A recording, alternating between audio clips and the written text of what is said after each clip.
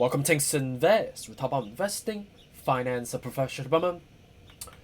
As the current time of 9:45 a.m. on Eastern Time on July 1st, today is the first day of basically the second half of the year. And respect to on this Friday morning so far, across the market, we are relatively flat. As the market opened, we saw a slight dip. Seems like some crypto and obviously hedge funds, have liquidated a part of their holdings, on this market opening this morning. But subsequently, there are some triggers among some, I guess, algo trading system or retail investors have the limit order, and subsequently kick back in. So we saw like a slight dip, a relatively flash one, and subsequently reverse back up, right? So right now we're still normalizing, but across the spectrum, because of today is the first day of the month, it typically will drive some, higher buying pressure in comparisons to like a typical day, right? And it's just like a more of a financial exercise, right? When you begin that month, most fund managers are, required to, obviously start the books, right?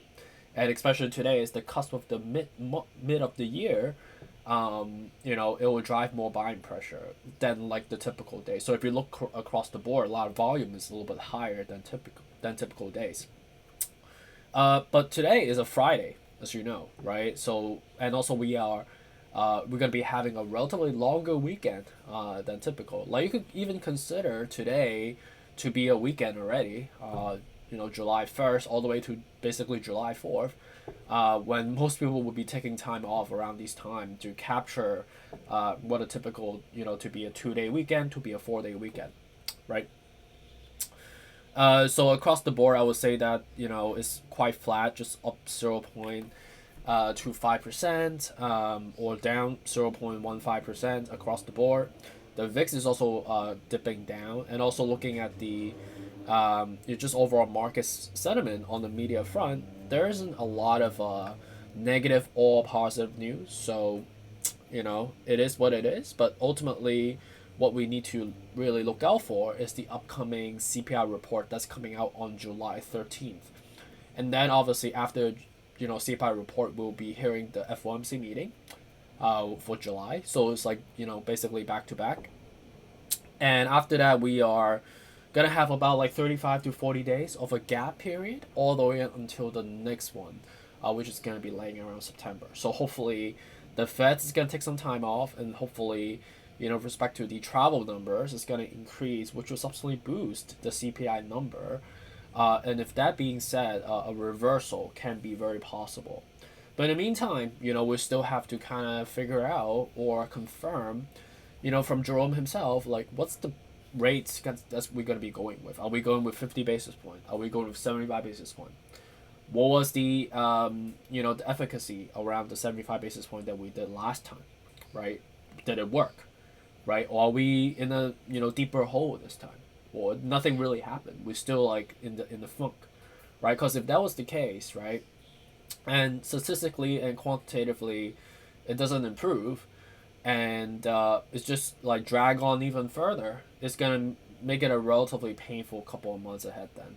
So that's not the most ideal situation, but it's not like a like a super downside case, but I would say that's likely, if that was the case, because ultimately I don't really have the strongest confidence from the Feds, knowing the fact that the way they kind of tactically approach the situation so far has been relatively reactive, right? But not like proactive, right? Which is what you ideally would like to have from a strategic leader, as the Fed's chairman, Jerome Powell, right? So it is what it is. And also with respect to today, it's the first day of July, so I do recommend subscribing to our Patreon, accounts, where I will give you guys the buy, sell, hold signals on a daily perspective for both crypto and stocks, depending on what obviously subscription offering you're looking for, and obviously with the new updates on the daily charts that I provide for you guys, in addition to obviously the fundamental analysis number. I'm also giving you guys, obviously the technical level of so technically, if you look at the charts that I provide for you on Patreon, you technically don't have to watch the videos because it will be basically laid it out for you, but not just for the ones that we cover here, but it will be given to you, with 75 stocks and 75 crypto. So that's almost like 200 in total, right? So, and I'll be adding on as we, obviously improve the list. So let me know if you have any suggestions. I'm happy to include them into the updates. So let's just dive into technical to see what's going on with respect to recording time of 9:51 a.m. on the Eastern time, again on July 1st. Happy July, everyone. Right now we are at the consolidated level of 1,065, which is 1,050 if you round it up, right? And right now the next level up is going to be 1,150 versus the level down, which is going to be somewhere around 950, 850, 750, right? And I think the likelihood of actually coming down is a lot more likely than going up, due to the fact that you have to cross down and then cross up. And respect to the current level right now, we are at 32, so it's okay, right? It's quite oversold, but we've seen way worse than this, right? Because of just fear mongering and more volatility coming. And I think with respect to the CPI report that's coming out later, about like a week and a half out from now, I think the likelihood of actually selling down below, breaking 1,000 is a lot more likely. So be prepared for another 20 to 25% drop from here. Bitcoin is down 2.25% at 19,500. So right now we're still consolidating at the 29.70. Level down will be all the flat numbers, like all the 500s, right? 18,500, 17,500, 1,700 respectively as we go down. And I think the likelihood of going down is a lot more higher than going up from here. Classic at 14.65 at the moment. So crossing down and then crossing up is more likely at the 36 out of 70 right now. So the levels down is going to be somewhere around 14.50, $14 obviously, 13.50, 12.50 respectively. Dogecoin down 1% so far, 65 right now. So all the flat numbers like 60, 55, 50, 45 respectively. Cardano down 2% so far at 45 right now. So levels down will be like 40, 35 respectively. Solana is at 33 right now if you look at it. So let's take a look on the daily. Yeah, so right now we're still like consolidating around the comfortable level, right? Like 30, it's either we go to 38 or we go to 33. So we're at 33 right now. But likely of actually going down further, back down to around 30 all the way to 25 is more likely than the fact that we're going to cross down. XRP is down up 2.5% so far at 31 right now. So we're basically trading on the flat numbers, right? 31, 50, 30, 25 respectively. And I think the likelihood of going down is a lot more likely than going up.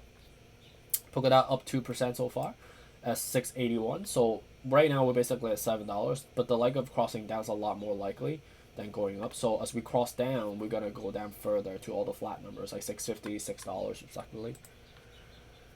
Algorand up 8% so far at 30 cents. Level down will be 25, 20 respectively. Shiba Inu at down 2% so far. I think we're gonna fill this gap completely because we have a large separation that we need to cross down. We are relatively high up at 50 out of 70 on the RSI scale as well.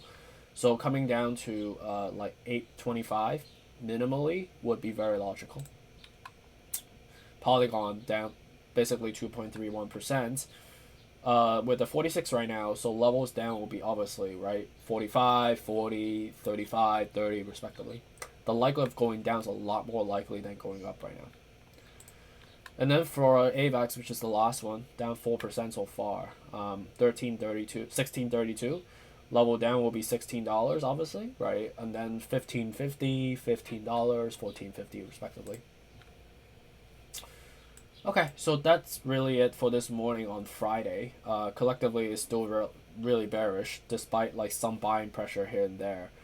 But it's I think we know exactly what's going to be happening going forward. We're gonna obviously get some anticipatory pressure ahead of the CPI and ahead of the FOMC meeting, which is going to be this month now. But yeah, I think the likelihood of actually selling down from this point going forward is more likely than going back up. And the technical doesn't really lie to us either, right? So hopefully you guys get prepared for it. And you know, if you don't want to see this volatility coming, just like don't look at your app, right? I think that's probably a good, you know, advice. So yeah, let me know how you know how it could be helpful. You know, give me a shout on Patreon if you want, and hopefully, yeah, you find this helpful. Take care. Bye.